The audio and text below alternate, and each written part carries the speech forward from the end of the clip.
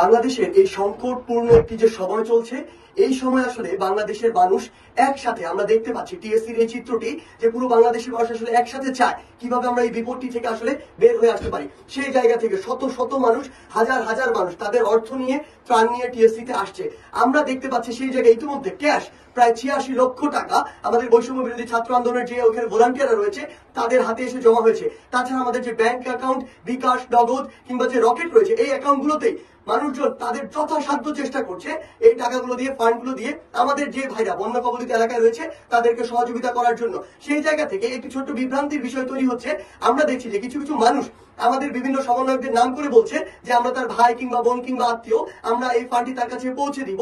আমরা আমাদের জায়গা থেকে স্পষ্ট করে বলি, আমাদের শুধুমাত্র একটি নাম্বার রয়েছে, যেই নাম্বারটিতে আমাদের সকল অ্যাকাউন্ট রয়েছে এবং সেটি আমাদের অফিসিয়াল নাম্বার, যার প্রত্যেকটি টাকা আমরা আমাদের ওই বন্যার্থ ভাইদের জন্য খরচ করবো এবং প্রত্যেকটি টাকার হিসাব দিতে আমরা প্রস্তুত। আমাদের কোনো ব্যক্তিগত অ্যাকাউন্ট কিংবা নাম্বার নেই। যারা এটি করছে তারা প্রতারণা।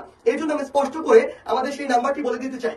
আমাদের ত্রাণ সহায়তার ফান্ড রেজিং এর একমাত্র বিকাশ, নগদ এবং রকেট মার্চেন্ট যে নাম্বার, সেটি হচ্ছে 01886969859। আমি আবার বলছি 01886969859 এবং রকেটের শেষে যেহেতু একটি নাম্বার এক্সট্রা প্রয়োজন হয়, সেটি হচ্ছে শেষে 7 অ্যাড হবে।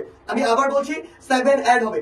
আমি আমার জায়গা থেকে একটি কথা স্পষ্ট করে আপনাদেরকে বলতে চাই, আমার যে ভাইরা বাংলাদেশের আজকে দক্ষিণবঙ্গের কথা বলি, সিলেটের কথা বলি কিংবা হয়তো উত্তরবঙ্গে এটি খুব দ্রুত শুরু হতে পারে, যে ভাইরা বন্যা কবলিত রয়েছে, আমি পুরো বাংলাদেশের মানুষকে অনুরোধ করছি, হ্যাঁ আপনারা অসংখ্য ব্যবসা করেন, আপনাদের অসংখ্য চিন্তা ভাবনা রয়েছে, কিন্তু এই দুর্যোগপূর্ণ সময়ে, জাতির কিংবা রাষ্ট্রের এই সংকটকালীন একটি সময়ে আপনারা আপনাদের ওই ব্যবসার হিসাবগুলো, এই চিন্তাগুলো একটু দূরে রাখুন। আমরা এখনো দেখতে পাচ্ছি কিছু ভাই, আমরা যখন ওই নৌকাগুলো ভাড়া করে ওইদিকে নিয়ে যেতে চাই, কিছু ভাই ওই নৌকার ভাড়াগুলো বাড়িয়ে দেন। আমরা যখন ট্রাকে করে সেগুলো নিয়ে যেতে চাই, কিছু ব্যবসায়ী আছে তারা ওই ট্রাকের ভাড়াটি বাড়িয়ে দেন। আমি আপনাদেরকে একটা প্রশ্ন করতে চাই, এত নিচু মন মানসিকতা নিয়ে আপনারা চলেন কিভাবে?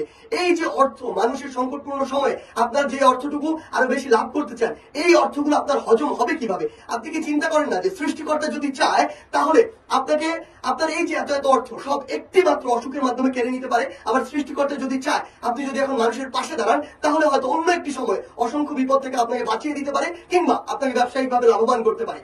তাই মানবিক দিক থেকে চিন্তা করে হোক, নৈতিকতার দিক থেকে চিন্তা করে হোক, এই আপনার অতি ব্যবসায়ী মনোভাব, অতি মুনাফাখোর যে মনোভাব, এগুলো থেকে দয়া করে বের হয়ে আসুন।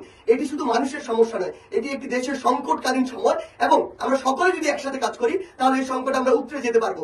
এবং আমার প্রশাসনের যে ভাইরা কিংবা স্বেচ্ছাসেবক যে ভাইরা ওই বন্যার্থ এলাকাগুলোতে গিয়েছেন, আপনারা যারা আপনাদের জীবন দিয়ে চেষ্টা করছেন আসলে আমাদের ভাই বোনদেরকে সেভ করার জন্য, আপনাদের সহ আর্মি বলি, কোস্টগার্ড বলি, নৌবাহিনী বলি, যারা ওই জায়গাগুলোতে কাজ করছেন, আপনাদের প্রতি একটি অনুরোধ, আপনারা গ্রামে গ্রামে গিয়ে, পাড়ায় পাড়ায় গিয়ে সবার আগে আমার ওই ভাই বোনদেরকে উদ্ধার করার ব্যবস্থা করুন।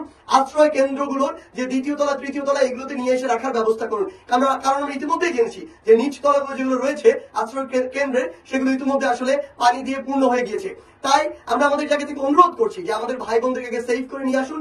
এরপরে আমরা যারা রয়েছি পুরো বাংলাদেশের মানুষ একসাথে আমাদের ব্যক্তিগত জায়গা থেকে যতটুকু সম্ভব ততটুকু ত্রাণ দিয়ে আমরা যেন তাদেরকে সহযোগিতা করতে পারি এবং প্রত্যেককে আশ্রয় কেন্দ্রে যেন আমরা আমাদের এই ত্রাণগুলো পৌঁছে দিতে পারি। এই বিষয়টি আমাদের খুব ভালো করে লক্ষ্য রাখতে হবে।